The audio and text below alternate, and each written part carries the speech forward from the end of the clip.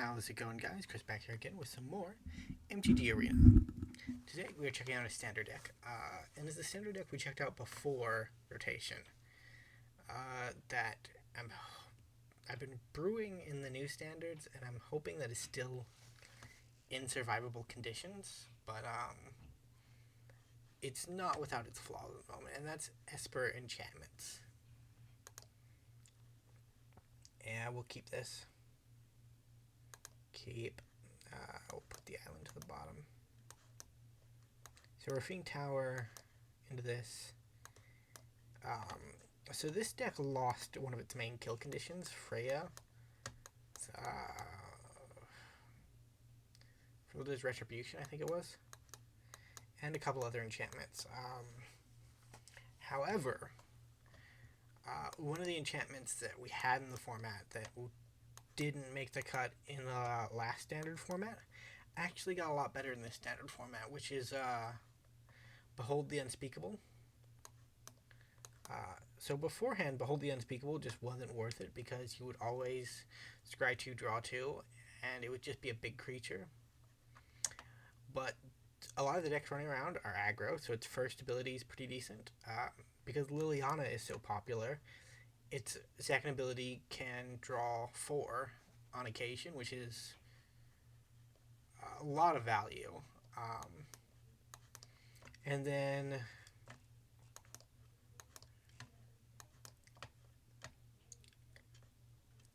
we're going to go on 1. So the read ahead mechanic, you can sack a creature to... read ahead, you can choose where your saga starts off. So you start off here, you sacrifice a creature, opponent discards, turn a creature to your hand, target opponent may sacrifice an online permanent. If they do,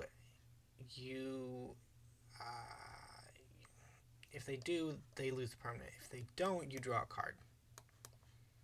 So it's a decent chunk.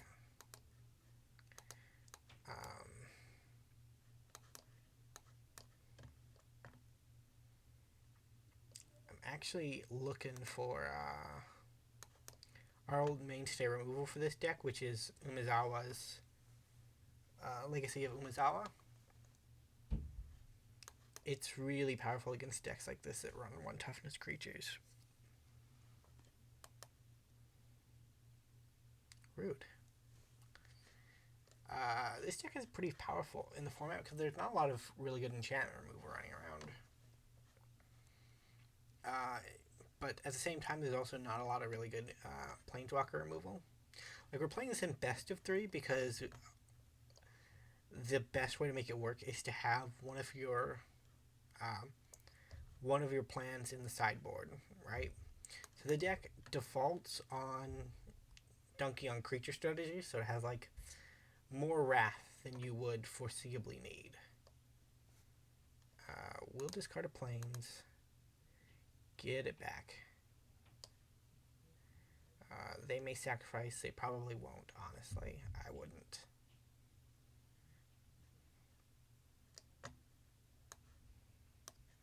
And then we're going to go into Behold the Unspeakable, because this kind of stops them for a bit. And then we can do some sacking shenanigans here and there. We're looking for a Wrath mainly. So our main Wrath is Depopulate, which is just the last 4 mana Wrath in Standard. Because there are a lot of multicolored creatures coming down, it comes with more of a downside than it did, but it's still similar to just like Shadow the Sky, so it's not too bad, honestly. I don't really need either of those at the moment. Well, we'll take the land, just because our deck tends to be a little bit land heavy.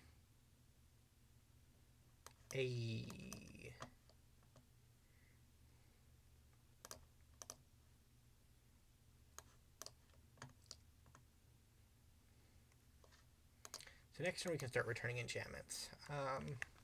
So the nice thing about the newer sagas is that they sacrifice themselves, like Braids. It doesn't work as well with Spirit Sister's Call, because one of the tricks of the deck is that when it transforms, it loses the text if a permanent would leave the battlefield, exile it instead. So that's why you can loop the Kamigawa sagas with Spirit Sister's Call. This is just an insane board state.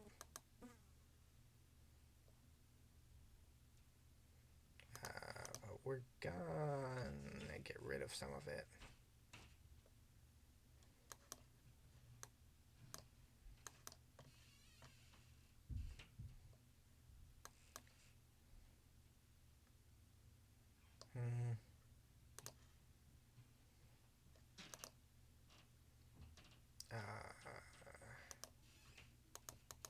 Do I have anything for it to return, or am I just returning this for value? I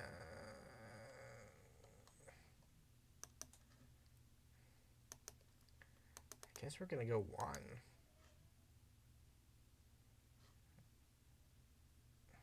Sacrifice Tameshi.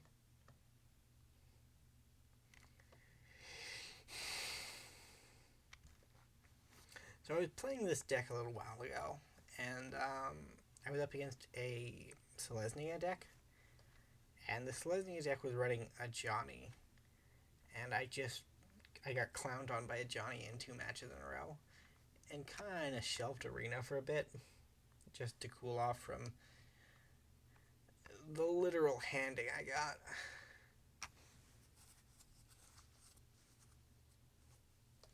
The deck's not good at removing planeswalkers. It's not good at removing creatures. What it's good at is value, and it's just a massive value pile. Like, you loop Restoration a couple of times, and very little can stop you. Ouch.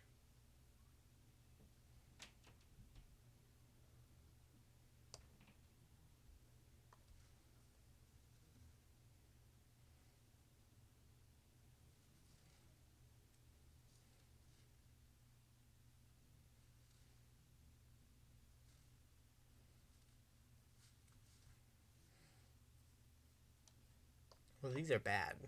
Bad things have happened to us.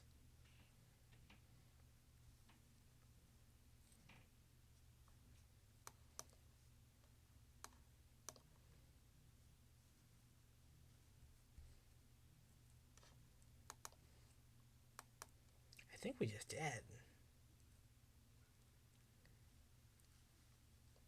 Our opponent is tanking on it, though.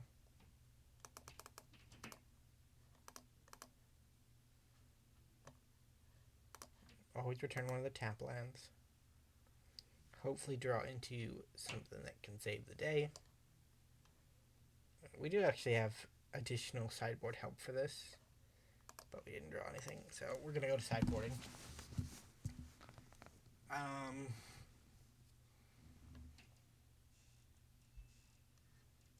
2, 3, 4, 5, 6, 7. She didn't save all of our sideboard. I will fix that in between episodes. This is weird. I guess we're just gonna keep it like that then. Maybe I didn't hit save when I exited out of making the sideboard.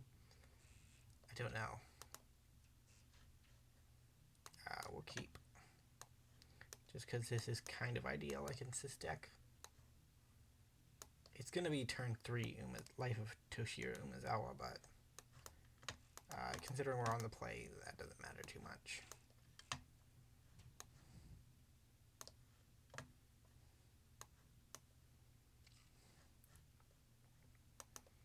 Because they are the 1 toughness squad. Life of Toshiro Umezawa just trashes the 1 toughness squad. Which is good, but there's not as many 1 toughness creatures out there as I would like.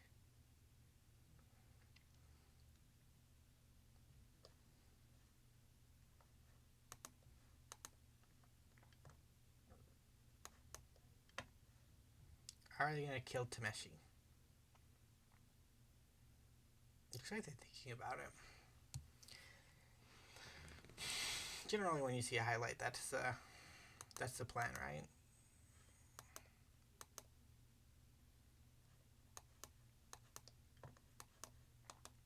So Meat Hook Massacre is one of our wrath.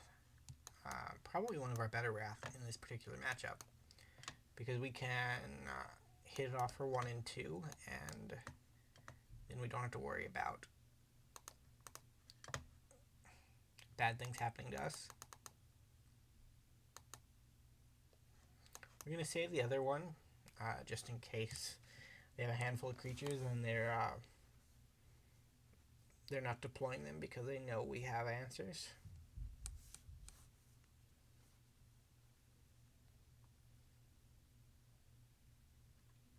Ouch. That's a bold Aethel channel.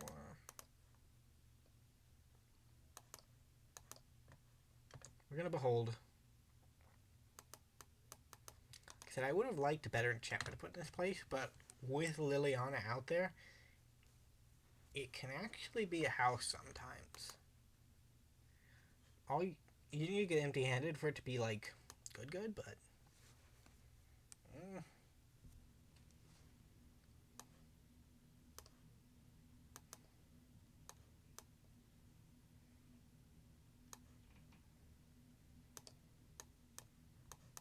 we don't want these lands.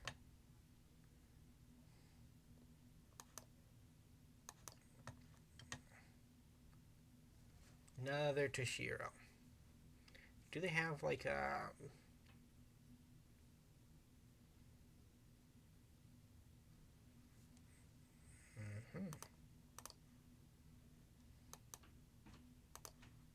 Just deal 4 then. We can kill it next turn. That's the nice thing about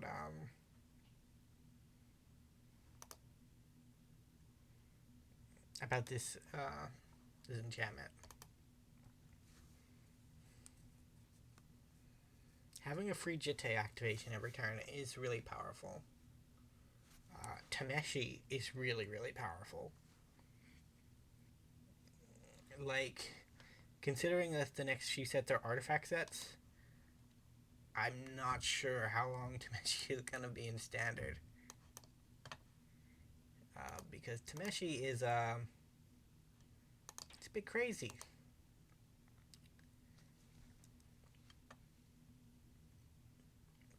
Like, he doesn't look crazy, but he is crazy.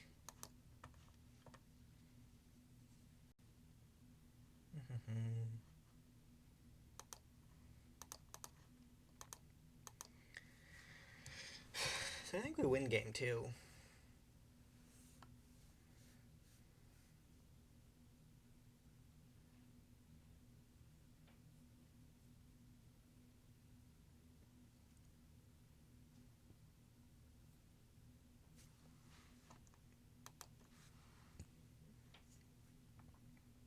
So this is a grindy deck. It's basically going to try to run your opponent out of resources. And it's generally very successful. However, one of the few decks it's not very successful against in the moment is mono black in Standard. And the reason for that is,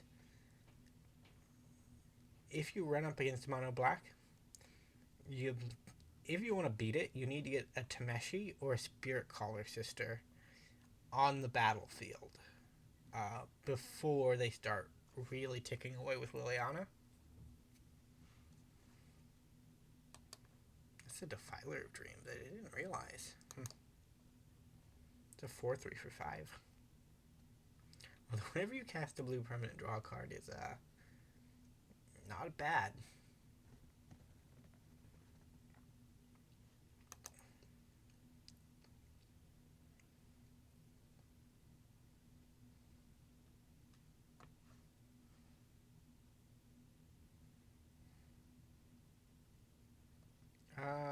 Yeah, I'll take those 2.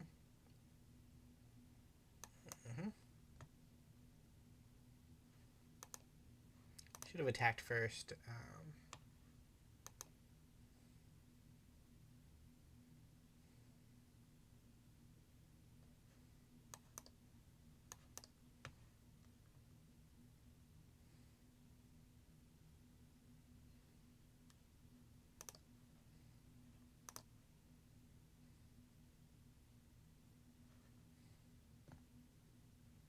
So we actually have to let this do all 3 ticks if we want to keep looping it, which is a bit of a pain, but it's also, all 3 ticks are good for us, so it's really only 2 ticks. 2 ticks and then the transform tick, which is when you can actually use it.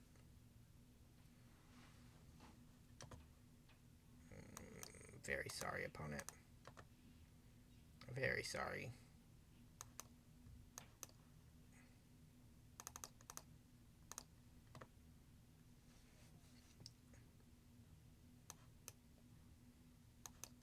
So one of the reasons that Meat Hook Massacre is in the deck is because it's basically just, we're gonna start on 2. Get our Tameshi back.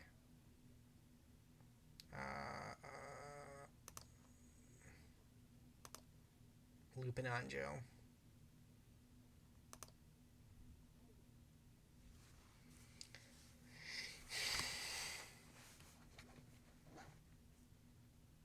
It's basically just sacrifice fodder for Spirit Sister's Call. And we've reached the point where they're done, basically.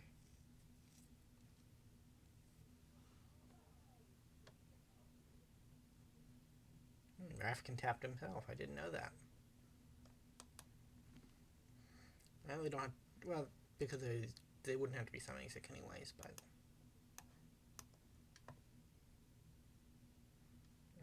Discard...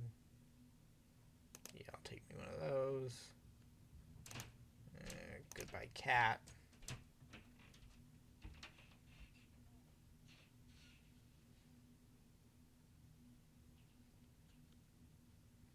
Do you want to sacrifice a permanent, or do you want me to draw a card?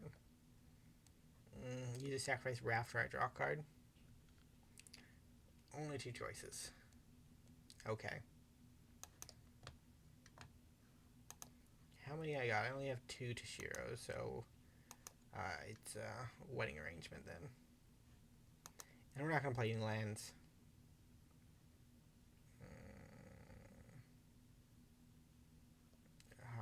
Do we want a Braid's activation? Yeah, we do. So we want this because we'll sacrifice... we want 1. Sacrifice Tameshi. Get rid of whatever they have in hand.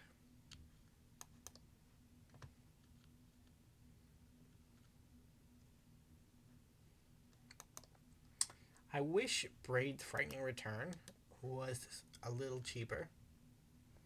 I feel like because it's so modal, it could afford to be a little cheaper, but...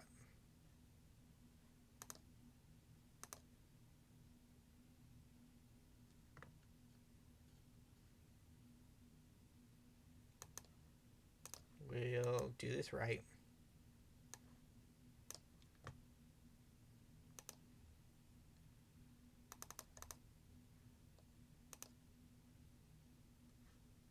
Return a land we don't want.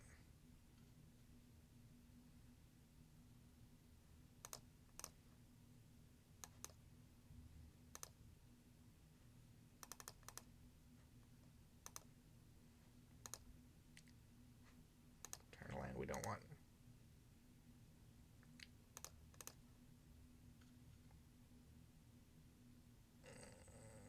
Do I want any of this?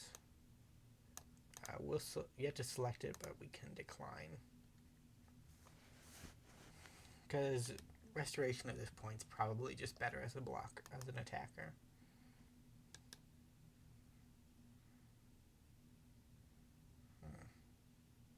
Chilling Chronicle. Well, that's kind of neat. It's a bit of a shame that it's not gonna help, but we're good. I didn't see anything there worth sideboarding, and we have Graveyard Hate and Planeswalker Hate, which is not going to be relevant here.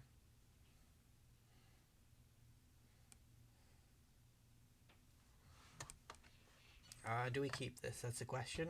Probably. It's got 1 and a 2 drop. Doesn't have any slow mana.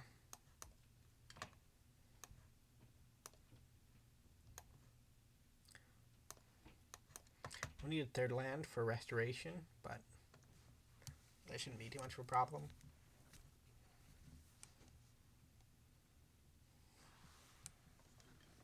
But there's some weird counterspell wordings that you gotta watch out for when you're in some of the early game situations, because generally you won't see a creature spell at like a counter target creature spell at 1 mana, but you will see like counter an enchantment at 1 mana.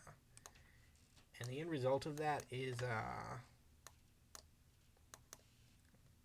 Rafine's Tower is probably our worst land draw because it doesn't put Rafine on tap, but this lets us get in for one without having to worry about them attacking us and drawing a card.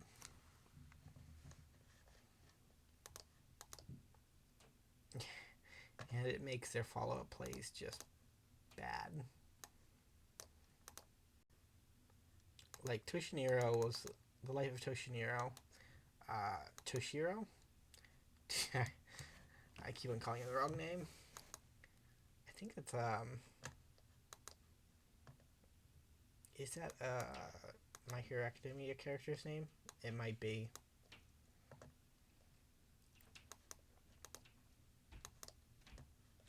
Cancel. Don't want to do that.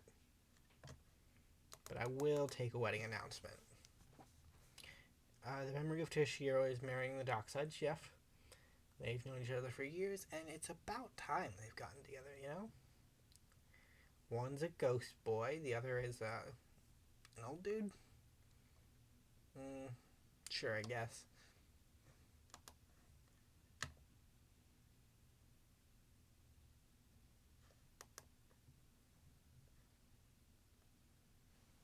So this isn't a player that's trying to bring back the old Curiosity decks. I can dig that.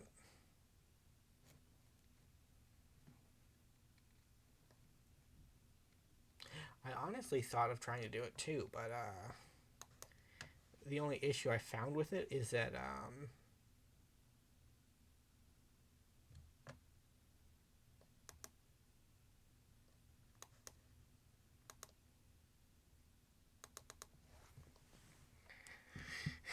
the Curiosity effects in Standard aren't that good. Like, you have this one, and then you have a new one from Dominaria United. And the only one that's really worthwhile is the one from Dominaria United. Because it is it's a 1 mana Curiosity. Which is kind of the going rate that you wanna go for. This one's a bit of like a 3 mana Curiosity, which is not good, honestly. And it doesn't come with any other effects, so...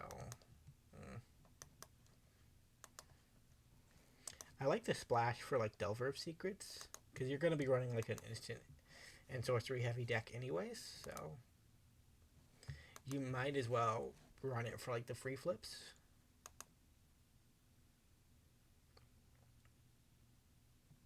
And when it flips, it's actually a really good holder for Curiosity, so I do like the ideal. Our opponent's deck is pretty sick.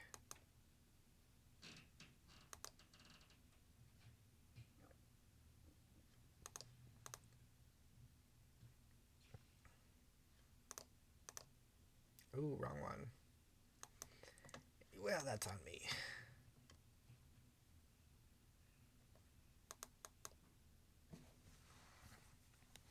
Raph is a -1, so he will not be hurting anybody.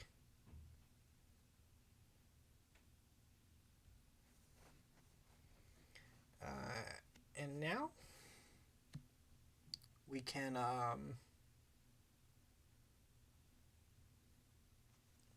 Meathook Massacre away the board without having to worry about torching our own guys.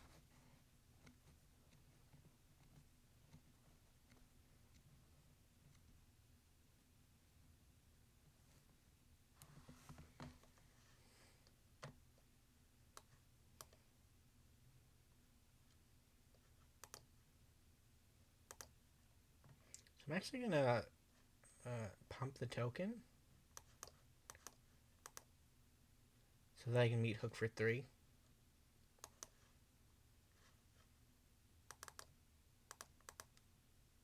And this should pretty much close out the game.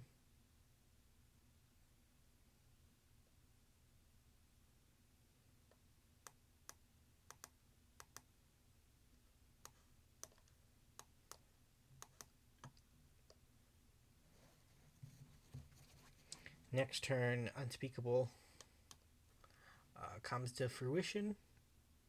Toshira comes to fruition. And then we can start Tameshing back whatever we need to.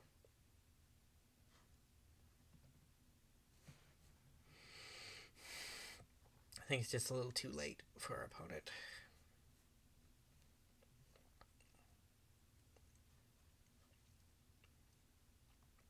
We generally don't do best of 3 content on the channel.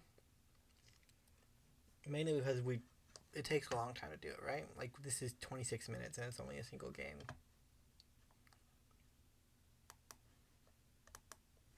But on occasion I think it's important to do, because this is how Magic generally played, right?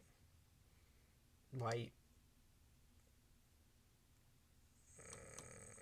That's a punt. Okay. You need to wait till your opponent's upkeep to do that, because if you don't, I'm just going to untap the Architect of Restoration during my turn. Yeah, like that.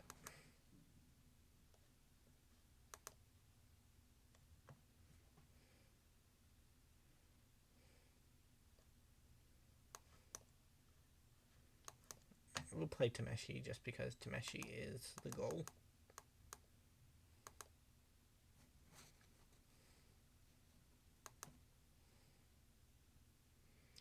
And we won. Hey, look at that.